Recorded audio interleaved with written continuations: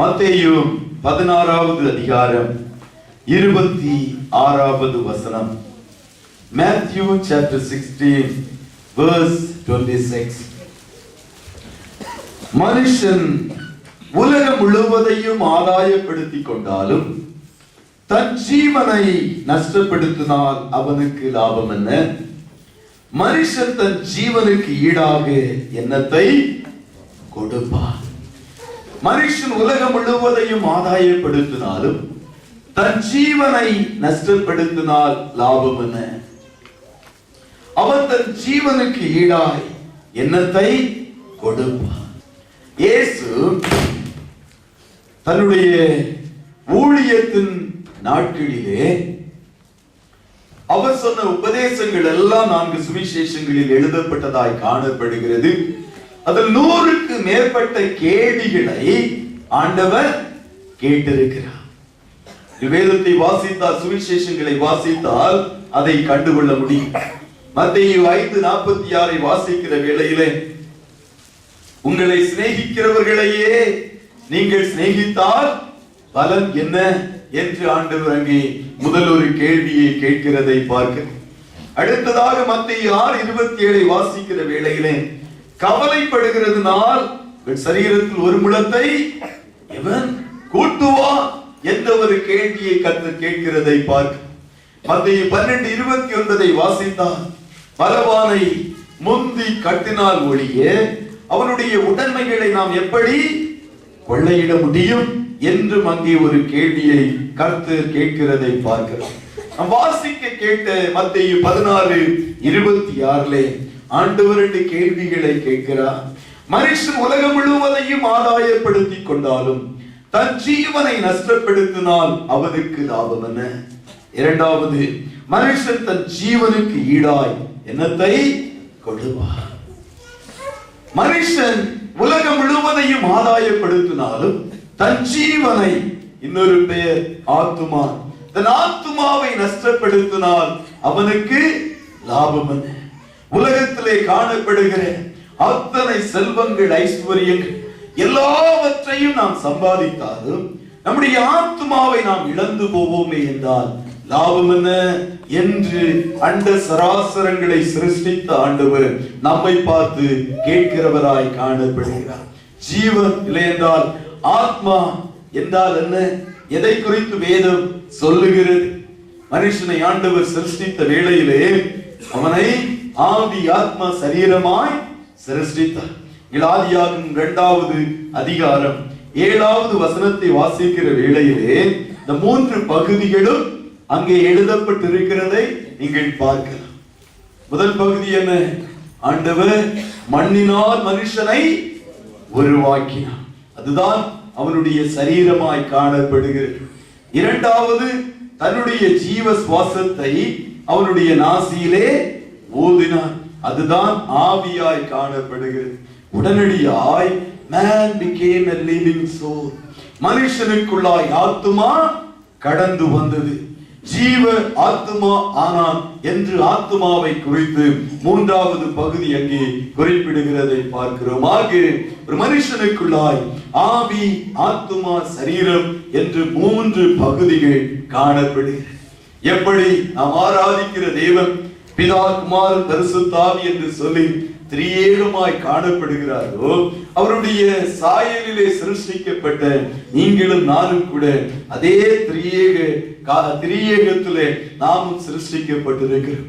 ஒருவேளை Trinity, triune என்ற வார்த்தைகள் வேதத்திலே நாம் வாசிக்க முடியவில்லை என்றாலும் ஆண்டவர் திரியேகமாய் காணப்படுவதனாலே மனுஷனையும் திரித்துவமாய் கர்த்தர் உருவாக்கி, மாத்திரமல்ல பூமியில் காணப்படுகிற அநேக காரியங்கள், ஆண்டவருடைய அநேக சிருஷ்டிப்புகள் எல்லாம் திரித்துவமாய் தான் காணப்படுகிறது. தண்ணீரை நாம் அனுதினம் பயன்படுத்துகிற தண்ணீரை எடுத்தால் கூட எல்லோருக்கும் தெரியும், திடநிலை, திரவ நிலை, வாயு நிலை என்று சொல்லி 3 நிலைகளிலே காணப்படுகிறதை பார்க்கிறோம். சூரியனை எடுக்கும் போது கூட அக்னியாய் காணப்படுகிறது. அருகில் யாரும் கடந்து செல்ல முடியாது. வெளிச்சமாய் காணப்படுகிறது. இன்னொன்று உஷ்ணமாய், வெப்பமாய் காணப்படுகிறது. 3 நிலைகளை சூரியனிலும் நாம் பார்க்கிறவர்களாய் காணப்படுகிறது. ஒரு மரம் என்று சொல்லுகிறோம். மரம் என்றால் வேறெந்த ஒரு பகுதி காணப்படுகிறது. மரம் என்று கிளைகளோடு கூடிய ஒரு பகுதி, அதிலிருந்து வருகிற கனிகள், அதுவும் 3 விதமாய் காணப்படுகிறதை பார்க்கிறோம். சாதாரண ஒரு பையனை எடுத்தாலே வளரும் ஒரு மகனாய் காணப்படுவான், புருஷனாய் காணப்படுவான், தந்தையாய் காணப்படுவான். வளருகிற வேளையிலே எல்லாம் திருத்துவமாய் காணப்படுகிறது என்பதை வேதத்தை வாசிக்கிற வேளையிலே நாம் தெளிவாய் அறிந்து கொள்ளுகிறவர்களாய் காணப்படுகிறோம். மனுஷன் திருத்துவமாய் காணப்படுகிறான். இதில் 2 காரியங்கள் நாம் அறிக்கிற வேளையில் என்ன ஆகும் என்பதை நாம் அறிந்து கொள்ள வேண்டும். சரீரம் மண்ணாய் இருக்கிறதுனால் அது மண்ணுக்கே திரும்பும் என்று வேதம் தெளிவாய் சொல்லுகிறது. ஆதியாகமம் 3:19 நாம் வாசிக்கிற வேளையிலே ஆதாமை பார்த்து ஆண்டவர் சொல்லுவார். ஆதாம் என்றாலே ரெட் சாயில் என்பதுதான் அதனுடைய அர்த்தம், செம்மண் என்பதுதான் அதனுடைய அர்த்தம். ஆண்டவர் சொல்லுவார், நீ மண்ணாய் இருக்கிறாய், மண்ணுக்கே திரும்புவாய் என்பதாய் அங்கே ஆண்டவர் சொல்லுகிறதை பார்க்க. ஆக எந்த மனுஷனுடைய சரீரமாய் காணப்பட்டாலும், ராஜாவா இருந்தாலும், தரித்திரனா இருந்தாலும், பணக்காரனா ஏழையா யாராய் காணப்பட்டாலும் மண்ணுக்கே திரும்புகிறதாய் காணப்படுகிறது. இரண்டாவது, ஆண்டவர் நாசியிலே சுவாசத்தை ஊதினார் என்பதாய் பார்க்கிறோம். அவருடைய ஆவி மனுஷனுக்குள்ளாய் அவர் ஊதினார் என்பதாய் பார்க்கிறோம். அந்த ஆவியானது கர்த்தர் கொடுத்ததினால் கர்த்தரிடத்திற்கே திரும்ப செல்லும் என்று பிரசங்கி 12வது அதிகாரம் 7வது வசனத்தை வாசிக்கிற வேளையிலே நாம் அறிந்து கொள்ளலாம். வாசியுங்கள் அந்த வசனத்தை. பிரசங்கி 12:7.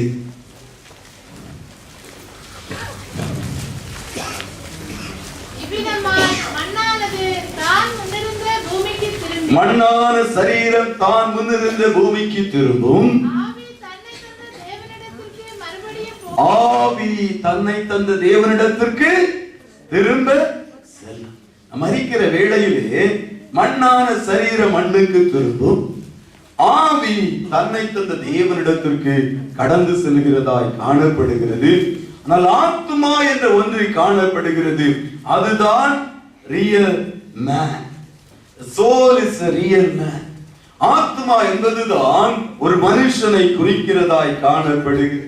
ஒருவேளை சரீரத்தை வைத்து நாம் ஐடென்டிஃபை செய்தாலும் ஒரு மனுஷனுக்குள்ளாய் காணப்படுகிற ஆத்மாவை வைத்துதான் அவனுடைய எண்ணங்கள், அவனுடைய நினைவுகள், அவனுடைய உணர்வுகள், அவனுடைய காரியங்கள் எல்லாம் ஒரு மனுஷனுடைய ஆத்மாவை வைத்துதான் மனுஷன் என்று சொல்லுகிறவர்களாய் காணப்படுகிறது.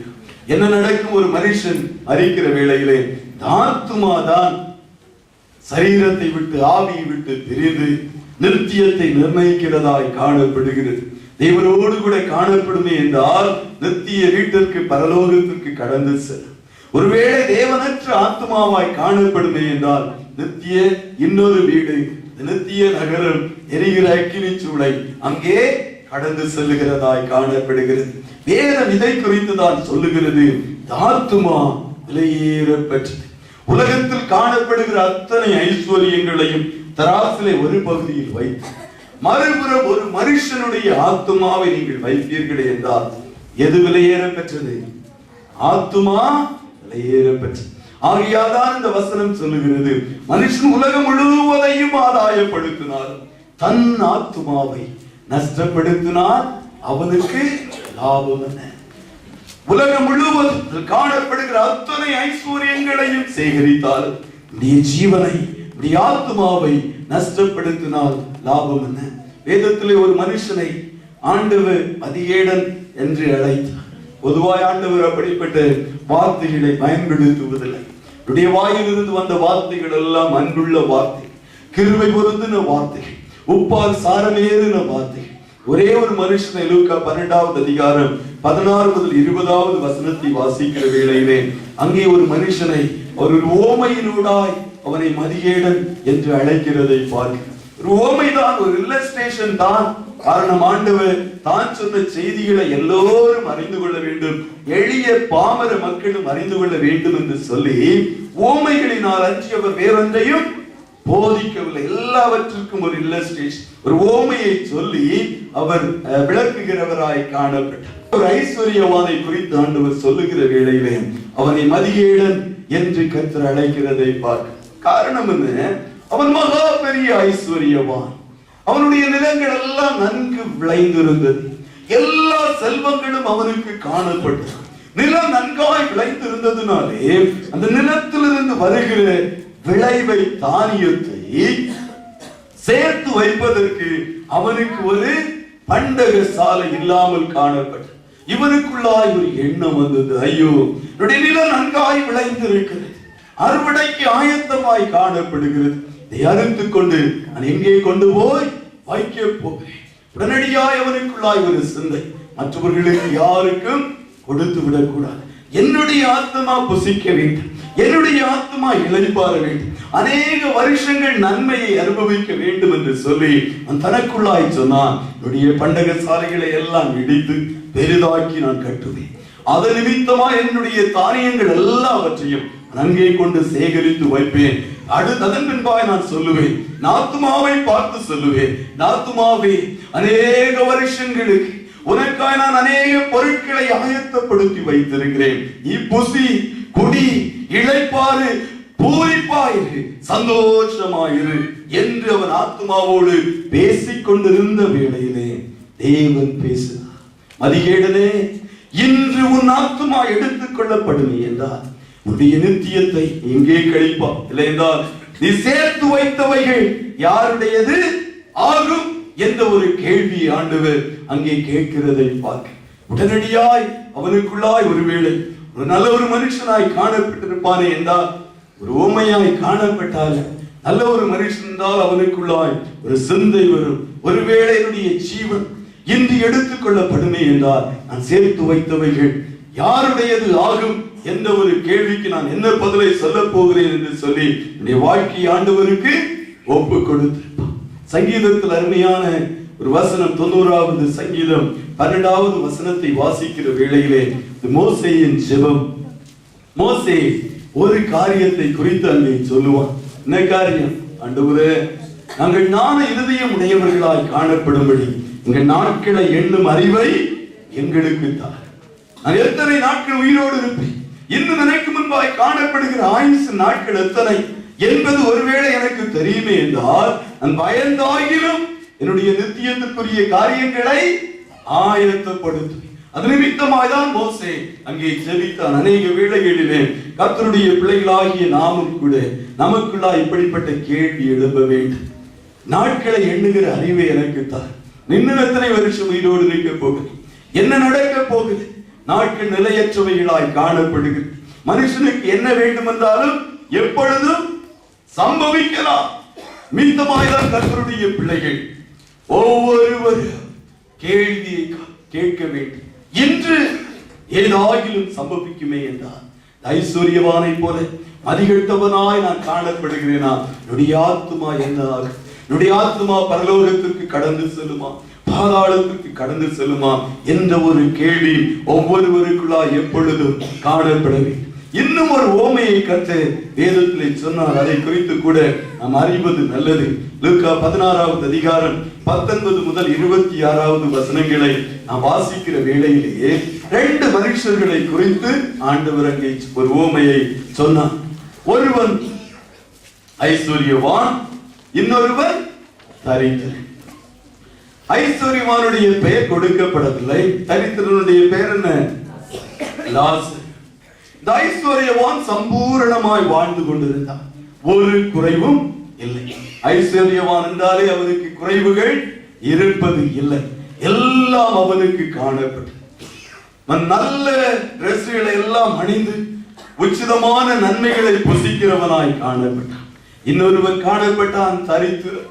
அவனுக்கு முழுவதும் சரீரம் முழுவதும் வியாதி, பருக், உணவு இல்லை. ஐஸ்வர்யவானுடைய மேஜையிலிருந்து விழுகிற துணிக்கு ஆயிலும் கிடைக்கும் என்று ஒரு ஆவலோடு கூட அவன் காணப்பட்டான். அது கூட அவனுக்கு கிடைக்கவில்லை, அந்த ஐஸ்வர்யவான் கொடுக்கவில்லை. எல்லோருக்கும் ஒரு முடிவு காணப்படுகிறது. மரணம் என்பது சோரிய எவன் எப்படி உண்மையாய் காணப்படுகிறதோ, பாதாளம் எப்படி உண்மையாய் காணப்படுகிறதோ, அதுபோல மனுஷனுக்கு மரணம் என்பது நிச்சயமாய் காணப்படுகிறது. கர்த்தருடைய வருகை தாமதிக்குமே என்றால் எல்லோரும் மரணத்திற்குள்ளாய் கடந்து செல்ல வேண்டியதாய் காணப்படுகிறது. அதே காரியம் இந்த 2 பேருக்கும் சம்பவித்தது. ஐஸ்வர்யவான் மரித்தான். வேதம் சொல்லுகிறது அவனை அடக்கம் பண்ணினார்கள். ஒரு பெரிய ஃபியூனரல் சர்வீஸ், மிகுந்த ஒரு ஆடம்பரமான அடக்க ஆராதனை. லாசரு மரித்தான்.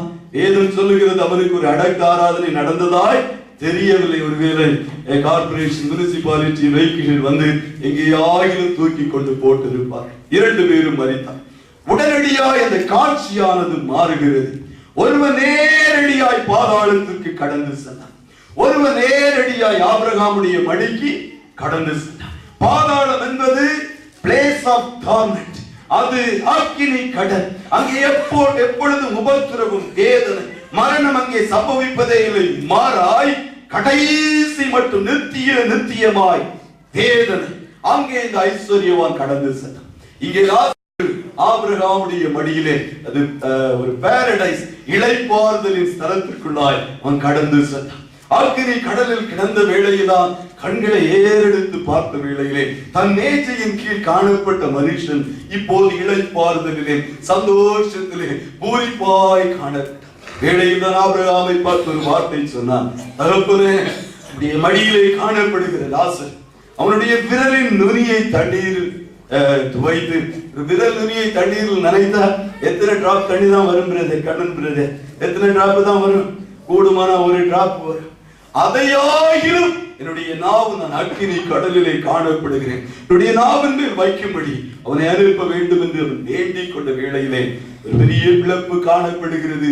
வர முடியாது என்று சொல்லப்படுகிறதை பார்க்க ஒருவன் உலகத்தில் சம்பூரணமாய் வாழ்ந்தான். தன் ஆத்மாவை குறித்து அஜாக்கிரதையாய் காணப்பட்டு மரணம் சம்பவித்தது. அக்கினி கடலிலே நித்தியமாய் காணப்படுகிற ஒரு ஜீவி தன்னுடைய வாழ்நாளில் கஷ்டத்தை அனுபவித்து மிகுந்த துக்கத்தோடு காணப்பட்டான். மரணம் வந்தது. இங்கே இளைப்பாறுதலின் ஸ்தலத்திற்கு நேராய் கடந்து செல்லுகிறதை பார்க்கிறோம்.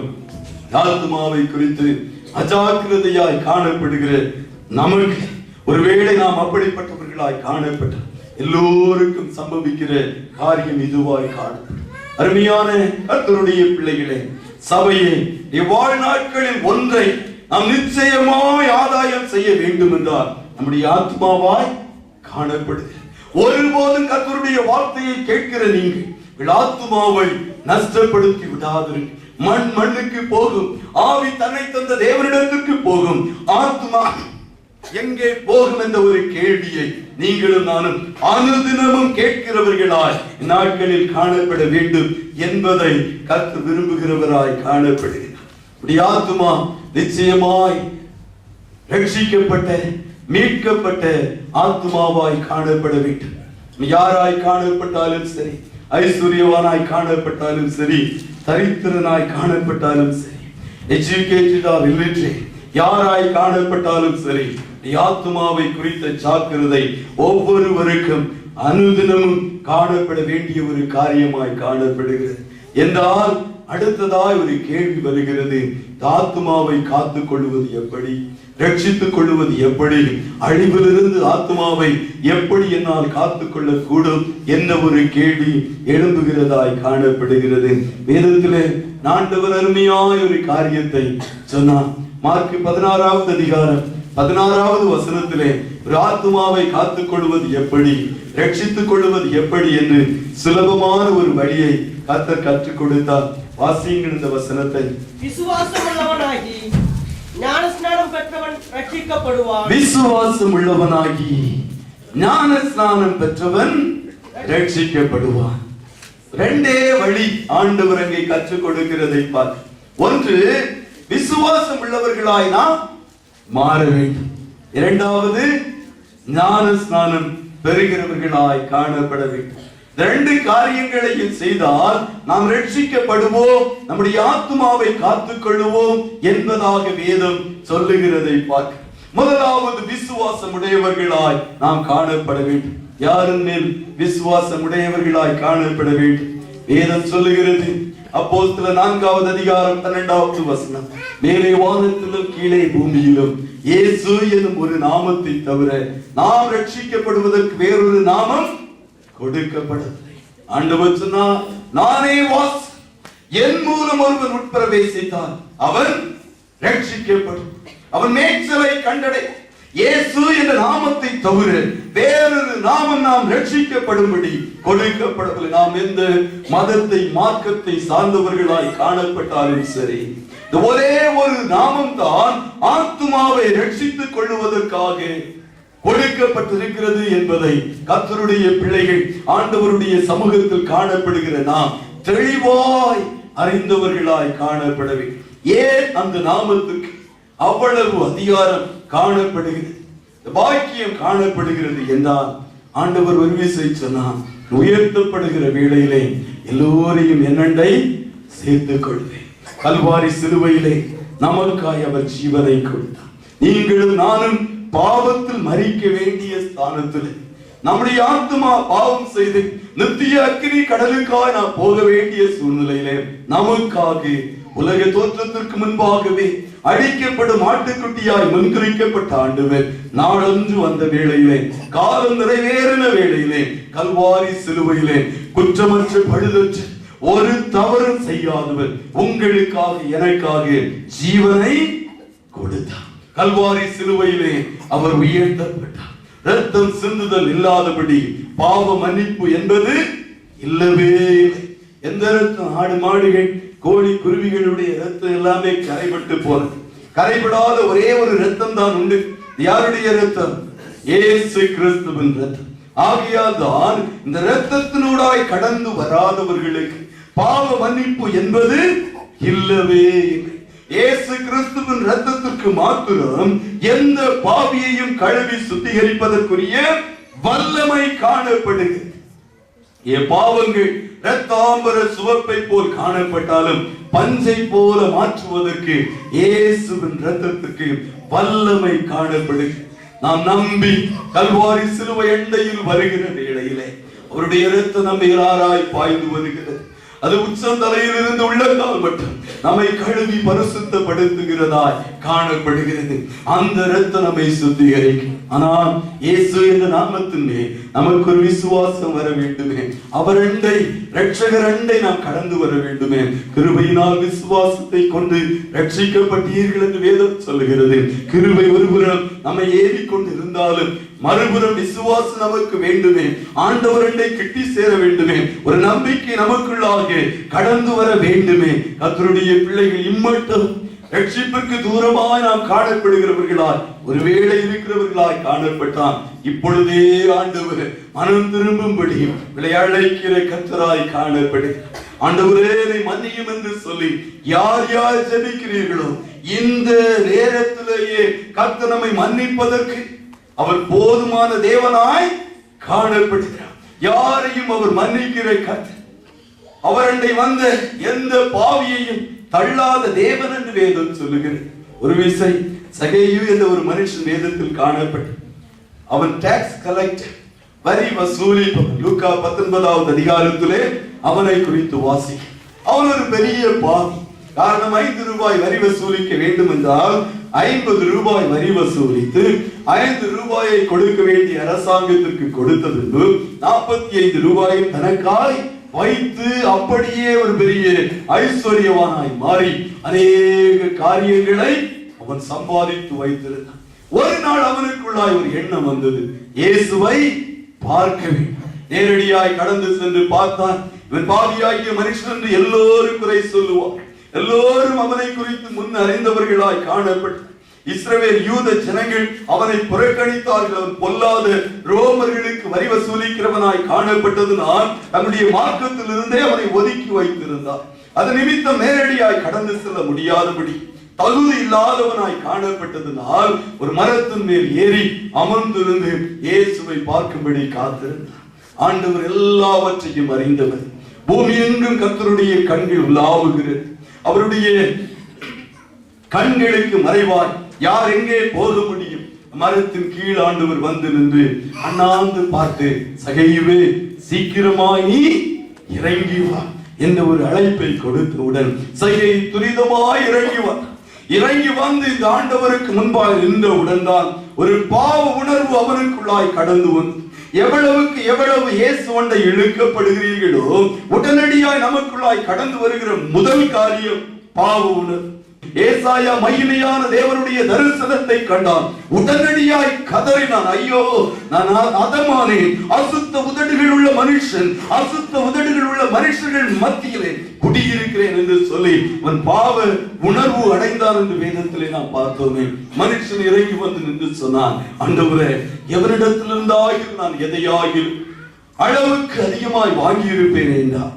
நான் அத்தனையாய் அதை திரும்ப கொடுக்கிறேன், எல்லாவற்றையும் திரும்ப கொடுத்து விடுகிறேன் ஆண்டவரே என்று சொல்லி அவனுடைய வீட்டிற்கு இயேசுவை அழைத்துக் கொண்டு சொன்னான். இயேசு சொன்னார், நான் உன்னுடைய வீட்டுக்கு வர வேண்டும். அழைப்பை அழைத்துக் கொண்டு தன்னுடைய வீட்டிலே இயேசுவை ஏற்றுக்கொண்ட உடனே இருதயத்திலே இயேசுவை ஏற்றுக்கொள்வதற்கு அடையாளமாய் காணப்படுகிறது. உடனடியாய் ஆண்டவர் சொன்னார், இன்றைக்கு இந்த வீட்டிற்கு ரட்சிப்பு வந்தது, மனம் திரும்புதல் வந்தது.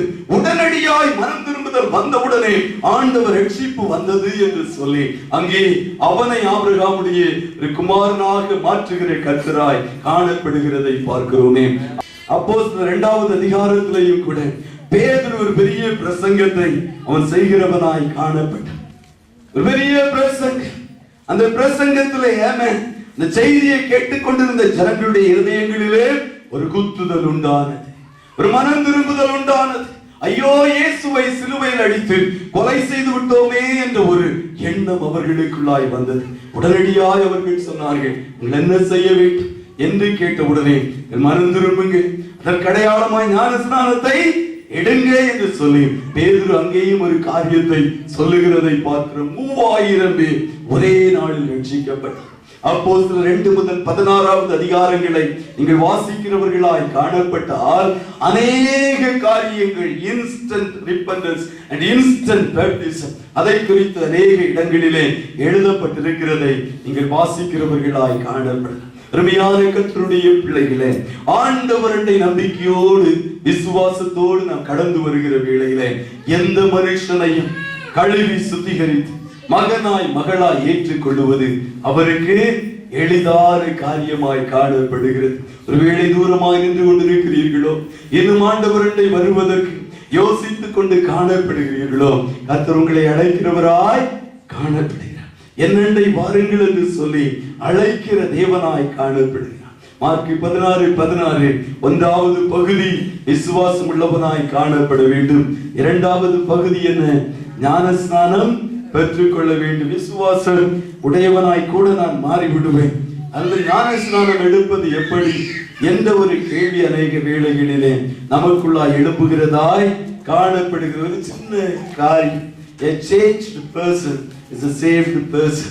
ஒரு மாற்றம் உடைய ஒரு மனுஷன் தான் மனம் திரும்பின ரட்சிக்கப்பட்ட ஒரு மனுஷனாய் காணப்படுகிறார். அது நிமித்தமாய் தான் நான் மாறி இருக்கிறேன், நான் மனம் திரும்பி இருக்கிறேன் என்பதற்கு அடையாளமாய் தான் நமக்குள்ளாய் காணப்படுகிற ஆதாமிலிருந்தே நம்மை தொடர்ந்து வருகிற பழைய மனுஷனை, பாவ மனுஷனை ஜலத்திலே அடக்கம் செய்து, இனி நான் அல்ல கிறிஸ்தியனில் ஜீவிக்கிறார், நான் ஒரு புதிய சிருஷ்டி என்று ஜலத்திலிருந்து வெளியே வரும்போது ஒரு புதிய சிருஷ்டியின் அனுபவத்தோடு வருவதுதான் ஞான ஸ்நானம். அவ்வளவுதான். இது ஒரு சபையின் உபதேசம் அல்ல, இது ஏதோ ஒரு குறிப்பிட்ட சபைகளுக்கு உரியது அல்ல, வேதம் கற்றுக் கொடுக்கிற காரியமாய் காணப்படுகிறது. அப்போஸ்தலர் ஆதி சபை தோன்றின நாட்களில் வேதத்தை வாசிக்கிற வேளையில் எல்லாம் இந்த ஞான ஸ்நானத்தை குறித்து, தண்ணீருக்குள்ளாய் கடந்து வெளியே வருகிற ஞான ஸ்நானத்தை குறித்துதான் வேதம் போதிக்கிறதாய் காணப்படுகிறது. ஞான ஸ்நானம் நாம் ரட்சிக்கப்படுவதற்கு 2வது படியாய் காணப்படுகிறது. முதலாவது நாம் மனம் திரும்ப வேண்டும், அடுத்ததாய் ஞானஸ்நானம் பெறுகிறவர்களாய் காணப்பட்டால் ரட்சிக்கப்படுவோம் என்று வேதம் சொல்லுகிறது. நம்மை போல ஒரு மனுஷன், நம்ம அநேகரை போல ஒரு மனுஷன் பல வருஷங்களுக்கு முன்பாக இந்த பூமியில் காணப்பட்டான். அவனுடைய பெயர் என்ன? நாகமா. அவனுடைய பெயர் நாகமா. மகா குஷ்டரோகி. உலகத்தின் பார்வையில் அவன் ஒரு பெரிய கேப்டன், ஒரு பெரிய ஆர்மி ஜெனரல், ஒரு பெரிய ராணுவத்தை நடத்துகிறார். தன்னுடைய ராஜ வஸ்திரத்தை எல்லாம், ராணுவ வஸ்திரங்களை எல்லாம் போடுகிற வேளையிலே அவன் பெரிய ஒரு ஆர்மி மேன், ஆனால் தன்னுடைய ராணுவ வஸ்திரங்களை கழற்றினால் மகா துர்நாற்றம் வீசுகிற ஒரு குஷ்டரோகி. உலகத்தில் அநேகர் அப்படி, உலகத்தின் பார்வையிலே நாம் நல்ல கோட் சூட்டெல்லாம் போட்டு கையெல்லாம் கட்டி போகிற வேளையிலே ஐயோ நாம் உயர்ந்தவர்கள், நாம் மிகவும் கனவான்கள் தனவான்கள் என்பதாக உலக நம்மை பார்க்க. ஆண்டவருடைய பார்வையில் நாம் எப்படிப்பட்டவர்களாய் காணப்படுகிறோம் என்பதுதான் முக்கியமாய் காணப்படுகிறது. ஆண்டவர் நாகமானை சொன்னது போல இவன் குஷ்டரோகி, பாவ குஷ்டரோகி என்று ஒருபோது நம்மை சொல்லிவிடக் கூடாது. அப்படிப்பட்டவர்களாய் நாம் காணப்படவே கூடாது. இவன் குஷ்டரோகியாய் காணப்படும். ஒரு விஷயம், அவன் குஷ்டத்திலிருந்து வெளியே வருவதற்கு, பாவத்திலிருந்து வெளியே வருவதற்கு அவனுடைய வீட்டில் வேலை செய்து கொண்டிருந்த இந்த வேலைக்கார சிறுமி ஒரு வழியை காட்டினான். அது நிமித்தமாய் அவன் அந்த வழியிலே ஒரு சொன்ன வார்த்தையும் கேட்டு எப்படியாயினும் இந்த குஷ்டத்திலிருந்து விடுபட வேண்டும், பாவத்திலிருந்து விடுபட வேண்டும் என்ற ஒரு வாஞ்சியோடு கடந்து வந்தான். ஒரு காரியத்திலே நாகமான் நம்மை காட்டிலும் மேலானவன் தான். அவனுக்கு எப்படியாயினும் இந்த குஷ்டத்திலிருந்து ஒரு விடுதலை வேண்டும் என்ற எண்ணம் அவனுக்குள்ளாய் வந்து, பாவம் குஷ்டத்தை போன்றது. குஷ்டம் என்ன செய்யும்? கொஞ்சம் கொஞ்சமாய் ஒரு மனுஷனை கொல்லும். பாவம் என்ன? பாவம் ஒரு மனுஷனுடைய வாசல் படியில் படுத்து கொள்ளும். பாவம் செய்கிற ஆத்துமா சாகும். பாவத்தின் சம்பளம் மரணம். பாவம் விஷத்தை போன்றது. கொஞ்சம் கொஞ்சமாய் அது உயிரை பறித்து பாதாளத்துக்குள்ளாய் நம்மை அழைத்து செல்லுகிறதாய் காணப்படுகிறது. குஷ்டமும் பாவமும் ஒன்றுதான். நாகமானுக்கு இந்த குஷ்டத்திலிருந்து விடுபட வேண்டும் என்ற எண்ணம் வந்ததே பெரிய காரியமாய் காணப்படுகிறது.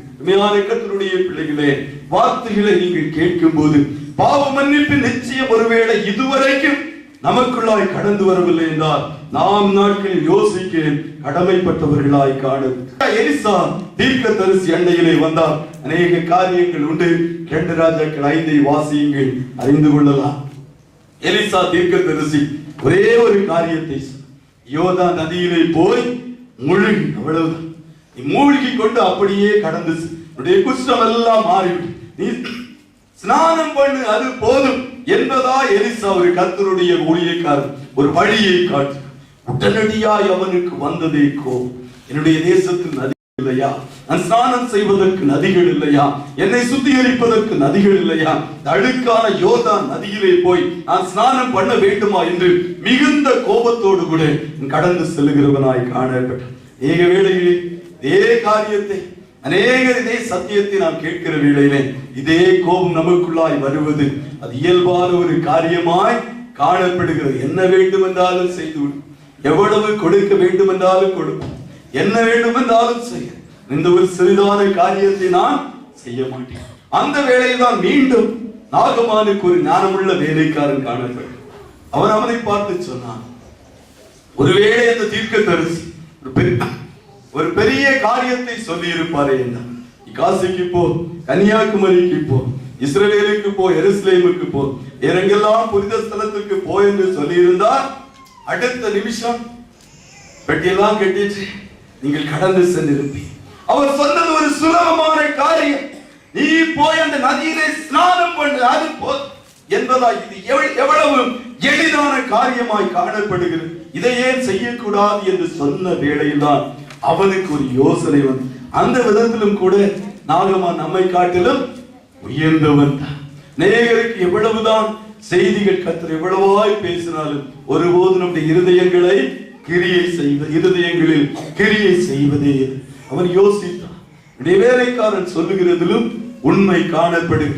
நேரடியா யோர்தானுக்கு கடந்து சென்றான். கடந்து சென்று அவன் மூழ்கி வெளியே வந்தவுடனே உன்னுடைய சரீரம் சிறு பிள்ளையின் சரீரத்தை போல மாறிற்று. அதுதான் உண்மையான ரட்சிப்பு. A changed person, a saved person. அங்கே பார்க்கிற வேளையிலே நாகமானுடைய சுபாவம் முழுவதுமாய் மாறிற்று. எலிசா தீர்க்கதரிசிக்கு முன்பாக, அதற்கு முன்பாக குதிரையிலிருந்து இறங்காதவனாய், ரதத்திலிருந்து இறங்காதவனாய் காணப்பட்ட ஒரு மாற்றம் வந்தவுடனே சிறுபிள்ளையை போல கீழே இறங்கி நின்றான். அவனிடத்தில் கெஞ்சி கேட்டு, என்னிடத்தில் ஒரு காணிக்கையை வாங்கிக் கொடு, இந்த தேசத்தின் மண்களில் 2 பொதி மண்களை தார் என்றெல்லாம் தன்னை தாழ்த்தி மெய்யாகவே அவனுக்குள்ளாய் வந்த ஒரு மாற்றத்தை நீங்கள் அந்த அதிகாரத்தை வாசிக்கிற வேளையிலே அறிந்து கொள்ளலாம். அருமையான கர்த்தருடைய பிள்ளைகளே, விசுவாசிகள் என்று சொல்லுகிறார், ஞானஸ்நானமும் பெற்றிருக்கிறேன், எல்லா கிருபைகளும் உண்டு. நம்முடைய வாழ்க்கையில் ஒரு மாற்றம் வந்திருக்கிறது. ஒருவேளை மாறின ஒரு நபராய் நாம் காணப்படவில்லை என்றால் ஞானஸ்நானத்தை குறித்த ஒரு கேள்வியே நமக்கு முன்பாய் வருகிறதாய் காணப்படுகிறது.